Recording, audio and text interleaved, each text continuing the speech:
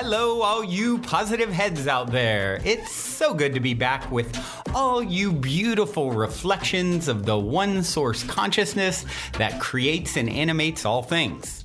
If you're new to this podcast, of course, we are super happy to have you here, and we just ask that you bring an open mind and heart to your listening experience and to be prepared to explore vantage points that I'm convinced will help shift or solidify your current understanding of the ultimate nature of reality. While listening, you'll be exposed to inspiring, empowering, and unifying perspectives that I'm highly confident will yield stellar results in your life if you opt to try them on for size. Also, at optimistic.tv, we have officially begun releasing the first few episodes of our new late-night style, consciousness-elevating video variety talk show, Optimistic, which features live visionary art, soul share interviews, retreat guests here at the Mystic Manor, as well as live musical performances. I'm also super excited to announce that we are currently making plans to release the rest of Season 1 on my personal favorite online streaming service. So stay tuned to optimistic.tv to follow the unfolding development of this exciting Optimistic expansion, as we'll be posting more info and release dates there soon. And in the meantime, be sure to check out, of course, the first few episodes at optimistic.tv as well.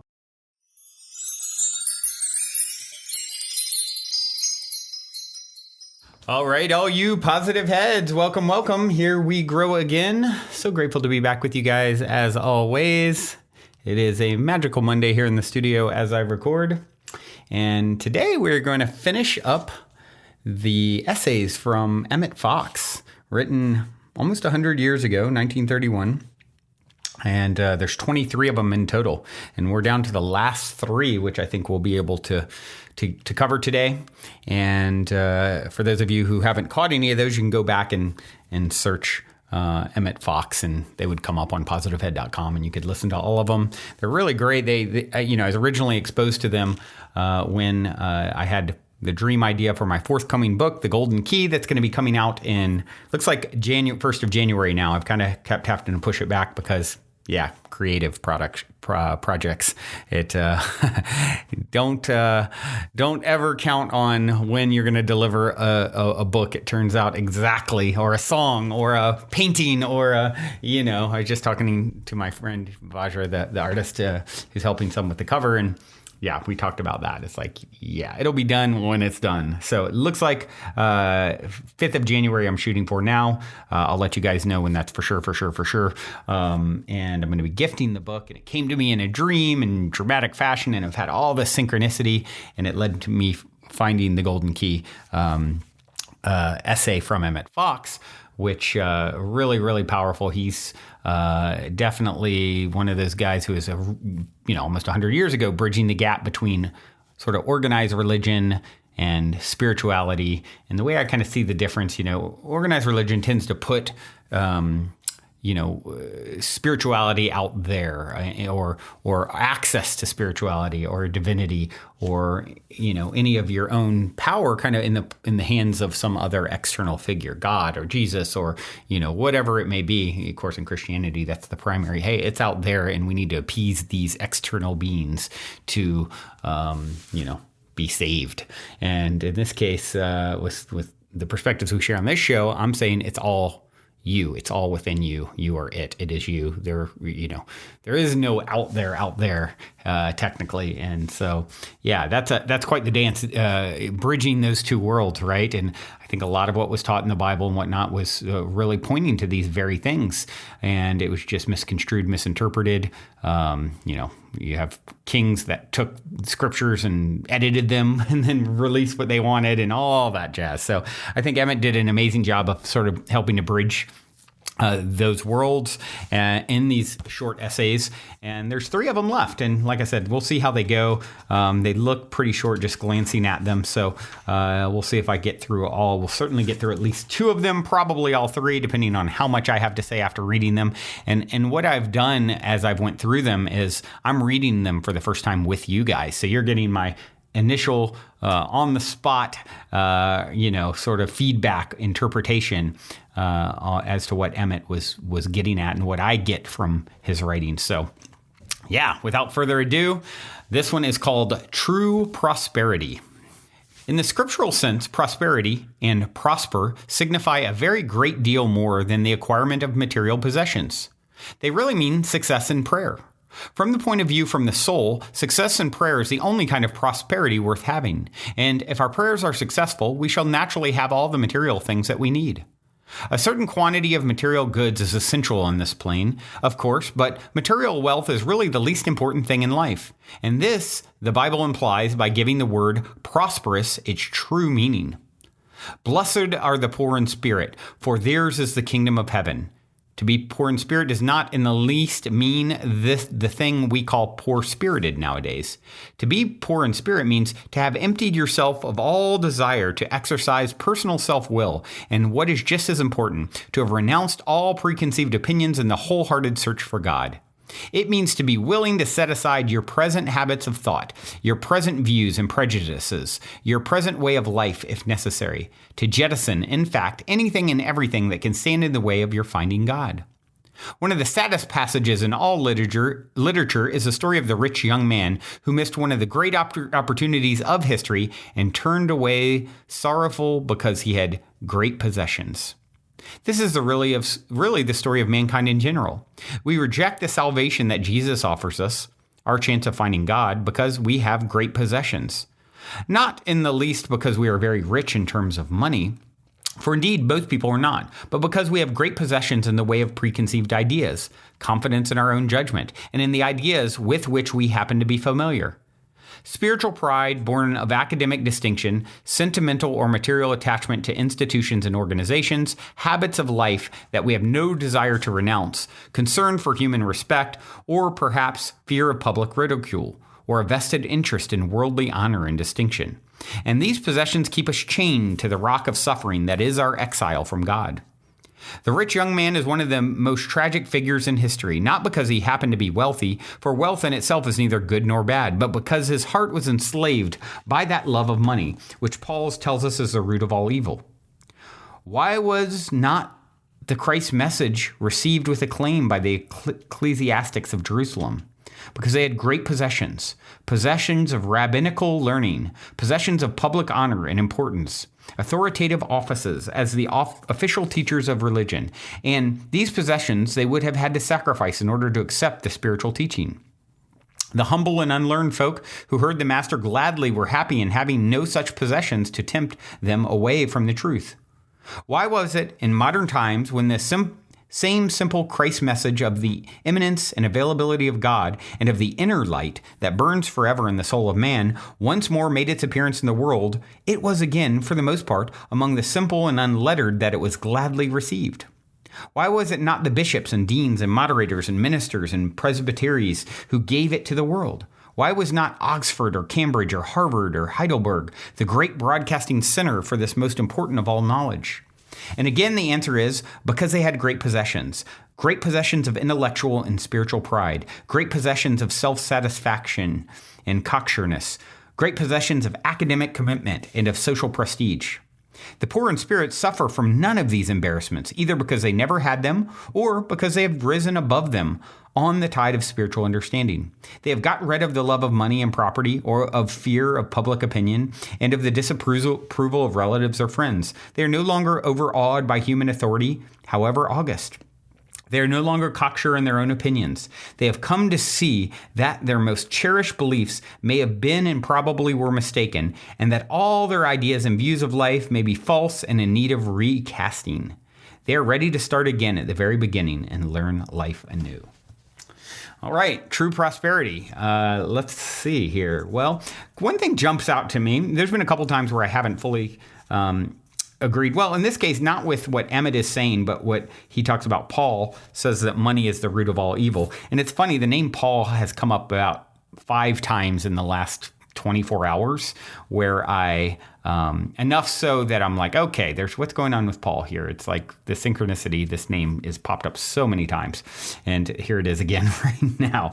Paul tells us that it's the root of all evil. I don't believe money is the root of all evil. I don't fully agree. It can lead to someone disconnecting from something that's even more powerful and abundant, and that's what really he's talking about primarily here. It happens a lot. I think the Bible also has a verse that says it is easier for a rich man it is easier to enter through the eye of a camel to enter through the eye of a needle than a rich man to enter heaven. So what does that mean? I actually have a painting that by Vladimir Kush that was gifted to me that depicts this, the eye of a needle, the eye of the needle, and a camel on it. And what does it mean? It's like picture a giant camel trying to go through the little hole in a needle, right? Not very likely. So, like I said, I struggle a little bit with this one because it's, I don't think anything is evil inherently. And sort of he even said that at some point here. It's making it, everything that counts, all that we focus on, turning our back on meditation, doing good to others, allowing it, because how many people have used money to actually, chosen money over doing the right thing, right? I know that certainly I've had moments in my past where I've done that. Certainly not likely now, but I understand the trappings of that, right? I've had it happen to me in dramatic fashion with business partners where it's like, oh, for money, I'm willing to completely betray your trust and destroy our friendship and, everything. And that story has repeated time and time again. So what happens is these become sort of the aim. It's what's most important. And when you put it in its right context and place, there's nothing evil about it. It's actually a powerful, positive tool, right? It's just when it becomes, you're willing to, have you guys ever seen, the movie The Family Man with Nicolas Cage? Really, really good. Highly recommend it. And there's a moment in it where an angel is actually working the cash register at a convenience store, and he gives someone back too much money on purpose to see what they'll do with it. And the person then walks out with the extra $5 or $10 or whatever. And the angel then looks to Nicolas Cage, who's the next customer in line, and says, sold his integrity for $10, and that always stuck with me, right? Like, no price for your integrity. You get the opportunity to tap into true prosperity by turning your back on such sort of things and turning your back on ever making something more important than getting in alignment with your higher self, God, source, the universe, whatever you want to call it, right? This is the thing to make the top priority, and this is how you achieve true prosperity, right? It's once you are completely focused in that direction, all the abundance and everything comes as a byproduct. And I think that's so important for us every day. Okay, what is my highest priority today? Am I in service to myself and my own spiritual evolution? Am I taking a moment to listen to a podcast that builds me up and helps me to raise my vibration? Am I doing a meditation? Am I, going out of my way to do right by someone else and help someone else and to be of service? So these sorts of things are where true prosperity lies. All right, a couple more here. Let's see. This one's pretty short. This one is, what is scientific prayer? Scientific prayer, or spiritual treatment, is really the lifting of your consciousness above the level where you have met your problem. If only you can rise high enough in thought, the problem will then solve itself. This is really the only problem you have, to raise in consciousness. The more difficult, which means the more deeply rooted in your thoughts, is the problem concerned, the higher you will have to rise. What is called a small trouble will yield to a slight raise in consciousness. What is called a serious difficulty will require a relatively higher rise. What is called a terrible danger or hopeless problem will require a considerable rise in consciousness to overcome it. But that is the only difference. Do not waste time trying to straighten out your own or other people's problems by manipulating thought. That gets you nowhere, but raise your consciousness and the action of God will do the rest. Jesus healed sick people and reformed many sinners by raising his consciousness above the picture they presented. He controlled the wind and the waves in the same way. He raised the dead because he was able to get as high in consciousness as is necessary to do this. To raise your consciousness, you must positively withdraw your attention from the picture from the time being. And then it says the golden key in parentheses, because that's what that essay talks all about. And then concentrate gently upon spiritual truth. You may do this by reading the Bible or any spiritual book that appeals to you, by going over any hymn or poem that helps you in this way, or by the use of one or more affirmations, just as you like. I know many people who have secured the necessary elevation of consciousness by browsing at random through the Bible. A man I know was saved in a terrible shipwreck by quickly reading the 91st Psalm. Another man healed himself of a supposedly hopeless disease by working on the one affirmation, God is love, until he was able to realize something of what the greatest of all statements must really mean. If you work with affirmations, be careful not to get tense, but there is no reason why you should not employ all these methods in turn, and also any others that you can think of. Sometimes a talk with a spiritual person gives you just the lift that you need. It matters not how you rise, so long as you do rise. I bore you on eagle's wings and brought you unto myself.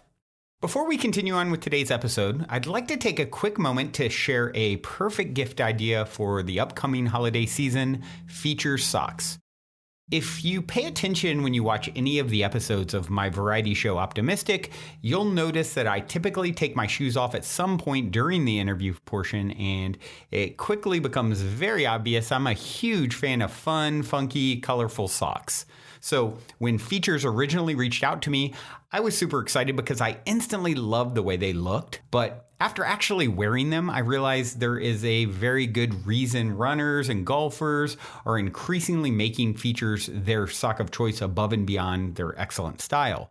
Features have been engineered with targeted compression and an excellent design that keep them from bunching, slipping, and sliding into your shoe. I love the unique cut of the Elite golf socks and the anatomical design of all their styles because they actually conform to the left and right shape of your feet, creating an enhanced, custom-like fit that reduces discomfort and prevents blisters. They're also so durable and long-lasting that if you're unsatisfied at any point, they'll give you a replacement pair, no questions asked, for lifetime guarantee. And I can guarantee if you guys take advantage of the $10 off offer on your first pair at features.com when you use the code POSITIVEHEAD, that they will help make someone's holiday season merry and bright, to be sure. Once again, that is Features, spelled FEETURES.com, promo code POSITIVEHEAD, all one word, to receive $10 off your first pair.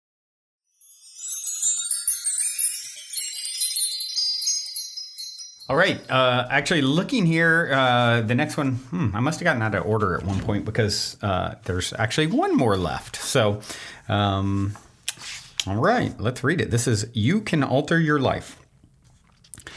There is no need to be unhappy. There is no need to be sad. There is no need to be disappointed or oppressed or aggrieved. There is no need for illness or failure or discouragement. There is no necessity for anything but success, good health, prosperity, and an abounding interest in joy in life. That the lives of many people are full of dreary things is unfortunately only too true, but there is no necessity for them to be there. They are there only because their victims suppose them to be inevitable, not because they are so. As long as you accept a negative condition at its own valuation, so long will you remain in bondage to it. But you have only to assert your birthright as a free man or woman, and you will be free. Success and happiness are the natural condition of mankind. It is actually easier for us to demonstrate these things than the reverse. Bad habits of thinking and acting may obscure this fact for a time, just as a wrong way of walking or sitting or holding a pen or a musical instrument may seem to be easier than the proper way, because we have accustomed ourselves to it. But the proper way is the easier nevertheless. Unhappiness, frustration, poverty, loneliness are really bad habits that their victims have become accustomed to bear with more or less fortitude, believing that there is no way out, whereas there is a way. And that way is simply to acquire good habits of mind instead of bad ones' habits of working with the law instead of against it. You should never put up with anything. You should never be willing to accept less than health, harmony, and happiness. These things are your divine right as the sons and daughters of God, and it is only a bad habit, unconscious, as a rule, that causes you to be satisfied with less. In the depths of his being, man always feels intuitively that there is a way out of his difficulties if only he can find it, and his natural instincts all point to the same direction.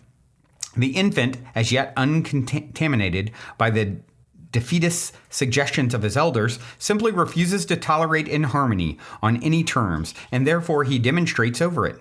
When he is hungry, he tells the world with a confident insistence that commands attention, while many a sophisticated adult goes without.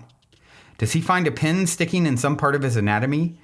Not for him a sigh of resignation to the supposed will of God.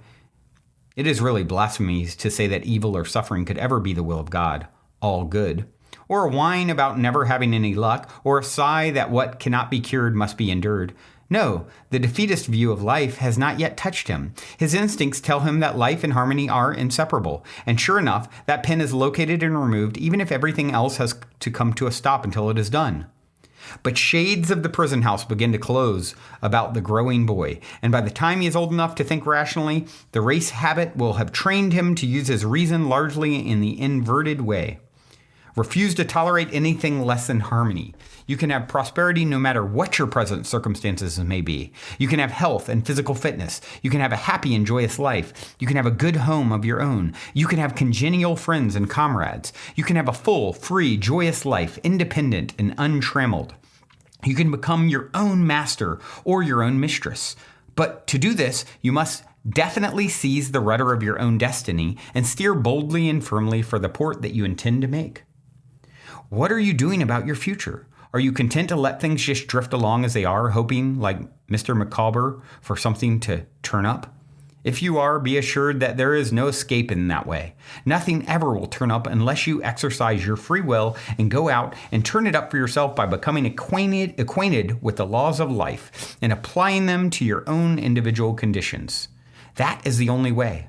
Otherwise, the years will pass all too swiftly, leaving you just where you are now, if not worse off, for there is no limit to the result of thought, either for good or evil.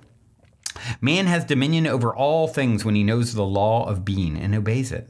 The law gives you power to bring any condition into your life that is not harmful. The law gives you power to overcome your own weakness and faults of character, no matter how often you may have failed in the past or how tenacious they may have seemed to be. The law gives you power to attain prosperity and position without infringing the rights and opportunities of anyone else in the world. The law gives you freedom of soul and body and environment. The law gives you independence so that you can build your own life in your own way, in accordance with your own ideas and ideals, and plan out your future along the lines that you yourself desire.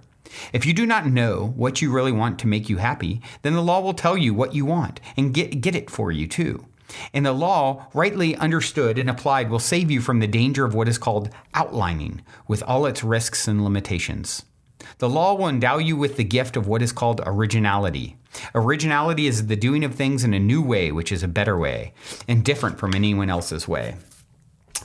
All right, that is all the essays, and I really, really like this one in that it ends on this one. And, you know, it's like the law of originality. It's one, to all these things I relate to. One is just telling the story that I deserve all the best that life has to offer. That's the only thing. You guys have heard me say this over and over. I'm just good at telling the right story to create outcomes that I want. And no matter what comes my way, I'm looking for the good in it and what it's teaching me and how it's helping me, and continuing to believe that I am worthy. And if I am worthy, you are worthy, because I am you and you are me. The separation between us is an illusion.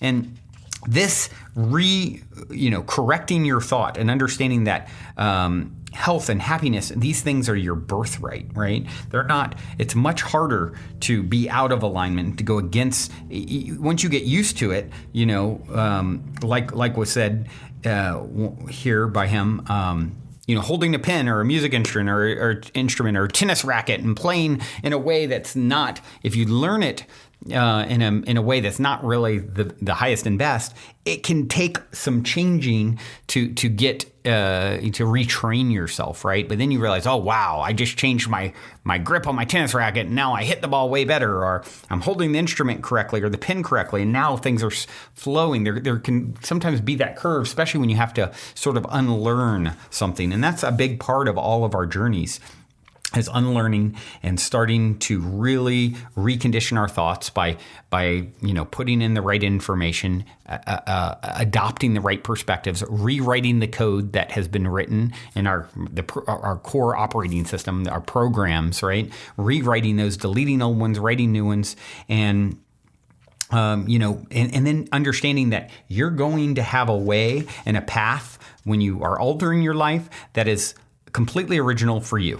It's something that I always am seeking to do. How can I do things different, than everyone else? Oh, you're supposed to do a podcast once a week. Oh, I'll do it 5. Oh, you're supposed to do this when you release a book. How about I give it away and then have a game that everyone participates in after the fact?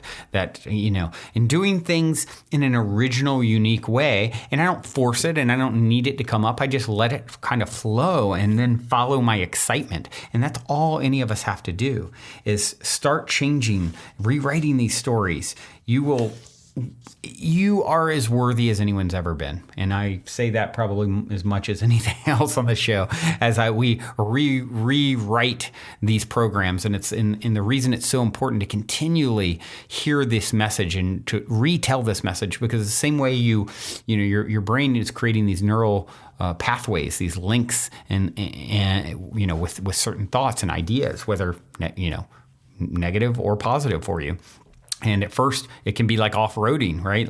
Just like holding the pen incorrectly or in a way that doesn't make it easiest to write. You form a new thought, and it's a little hard. It's like a new path through the woods where no one's went before, and you got to really whack down a lot of bushes and overgrowth. But then you take it again and again, and then other people start taking it, and next thing you know, you've got a clear path through the woods that's obvious. That's where you walk, right? Same thing that you're doing here, and this is how you alter your life. And you're doing it by tuning into this broadcast, and you should really, really be proud of yourself to make the time to do this work, because not everyone does. A lot of people go their whole lives and never even consider that how worthy they are of more. All right. Well, Emmet, thank you wherever you are beyond the veil. Maybe you're back here in 3D, among us. Never know. But I am grateful to Emmet Fox for all of these perspectives. I hope you guys have enjoyed these essays by Emmet.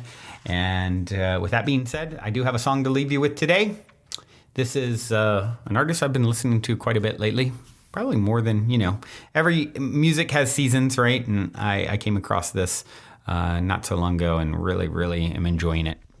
The artist is Arcturus, like Arcturians, the extraterrestrials, Arcturus, I believe, being a planet, supposedly, and Arcturians being from that planet. Who knows? Maybe he is one. His music sure is extraterrestrially delicious. This song is called Templates. Till next time, journey well, everyone. Also, before we cue up today's song, I wanted to remind you about the game with the universe on our website, where you can choose the first number that comes to your mind, and it'll pull up that episode number of the podcast. I've been saying this is a great way to co-create synchronicity and magic with your higher self for quite some time. And if you go to positivehead.com/universe, there is a super fun and simple interface to play this game with your higher self. I firmly believe just by setting the intention to play in this way, it opens up the door for magic, and it's a synchronistic way to hone in on nuggets of wisdom out of the huge catalog of episodes that are specifically appropriate for you at this time in your journey to becoming the next greatest and greatest version of yourself. And it also makes for a super fun way to spark the curiosity of friends and family by having them choose a number, so they'll hopefully go and check out their number as well, which I greatly appreciate because it helps us to spread the word about the podcast. Once again, the address is positivehead.com/universe. And as a quick reminder, if you're curious to learn more about Purium superfoods and why I take them almost every day, be sure to also check out positivehead.com/transformation. On this journey of becoming the next greatest and grandest version of ourselves that we have all embarked upon, I cannot stress the importance of managing your physical vibration enough. And quite honestly, Purium has put together the simplest plan I've found to do so. I have my favorite, the appleberry shake, at least 5 times a week. Once again, to learn more about the Purium transformation, go to positivehead.com/transformation. Or if you want to keep it simple and just try out my favorite, the appleberry shake, you can go straight over to ishoppurium.com and be sure to use code positivehead for 25% off. I'll spell that for you. It's ishoppurium.com. And be sure to use your Positive Head 25% coupon code.